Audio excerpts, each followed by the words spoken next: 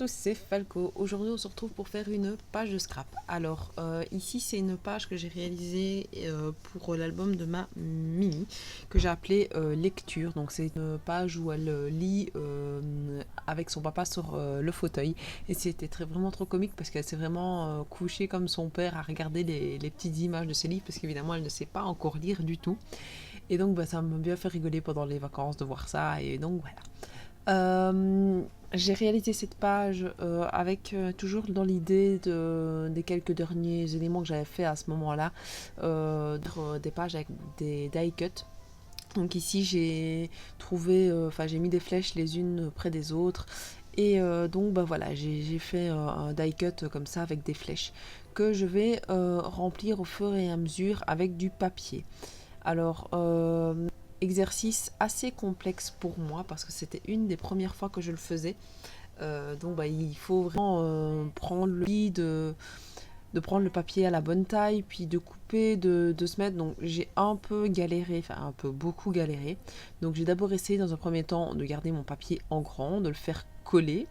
Et puis évidemment de le laisser sécher parce que le problème de la colle quand elle est liquide c'est qu'elle ne tient pas directement, donc il faut que ça continue à sécher. Donc je me suis retrouvée avec ici vous voyez donc deux papiers, je sais plus jusqu'à combien j'étais, je pense que j'étais jusqu'à 3 papiers, je me suis rendu compte, non 2 papiers, puis je me suis rendu compte que c'était juste pas envisageable.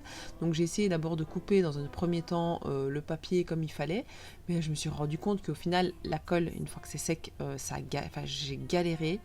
Donc je me suis dit ça c'est pas le bon plan.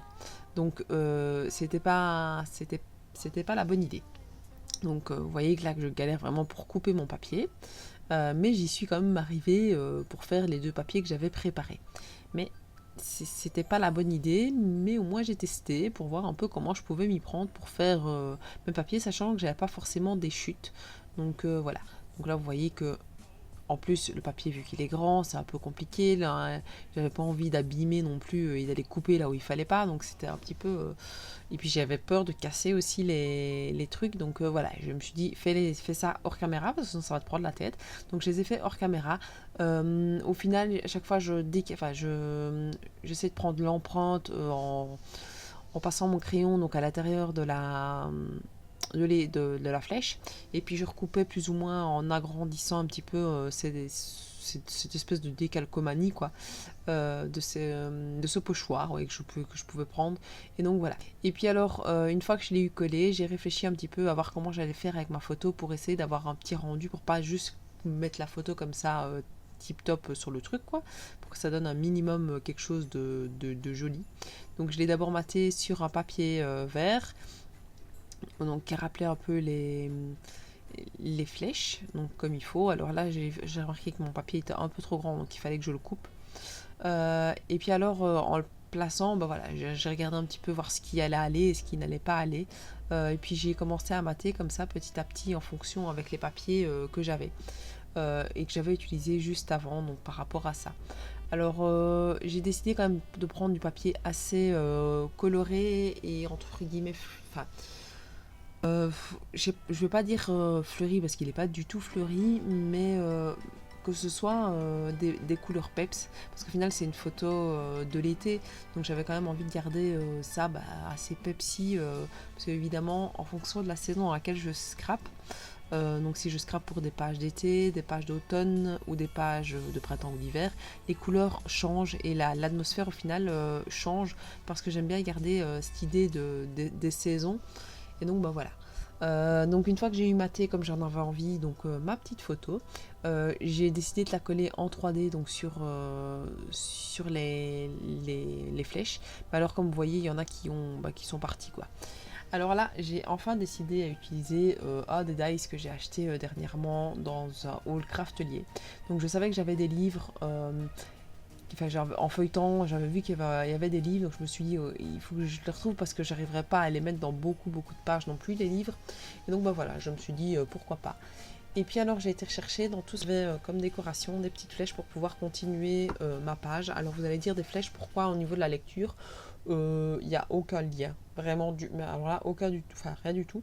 C'est juste que j'avais envie de faire cette page-là comme ça, parce que j'en avais vu une idée comme ça sur des vidéos que j'avais regardées.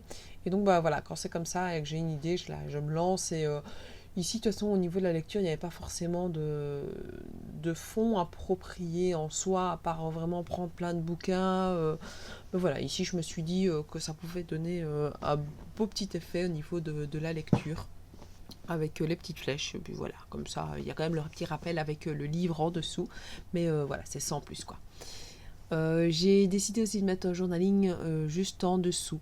Et c'est pour ça que vous avez vu que j'ai mis une petite flèche avec Love Note. Donc je me suis dit je vais écrire justement le petit mot en dessous. Et alors j'ai souligné comme si c'était un moment où j'avais écrit.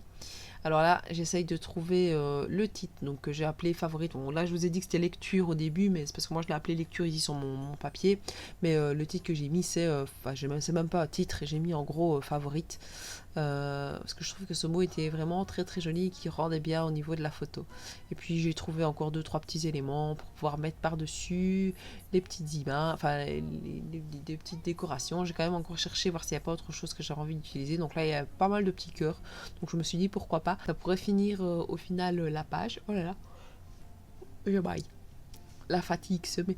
Il est temps que j'aille dire bonne nuit à tout le monde et que j'aille dans mon lit. Donc voilà, j'ai encore fait un demi-cadre pour pouvoir finir donc cette photo. Et puis on reprend les petits tamponnages et on essaye de tamponner avec les petits mots que j'ai envie. Donc là ici je pense que c'est profiter. Je me demande si j'ai pas mis joie aussi. Je ne sais plus.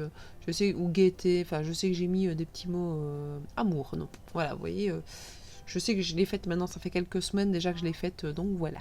N'hésitez pas à me dire ce que vous pensez donc de cette page-ci, à me dire si vous aimez bien les pages où je mets des die cuts ou bien pas du tout, parce qu'au final, moi je les aime bien, mais c'est pas ce que je préfère quoi. Je trouve que c'est trop gros par rapport à mon habitude de faire au niveau des pages, ça fait trop chargé. Donc voilà, n'hésitez pas donc à me dire ce que vous en pensez, à me suivre sur Facebook, sur Instagram, à commenter mes vidéos pour avoir une chance de gagner l'enveloppe et à vous abonner à ma chaîne si ce n'est pas déjà fait. Et je vous dis à la prochaine. Ciao ciao. Is a bluebird here to stay? Is a new bird. He sings a love song as we go along, walking in a winter wonderland.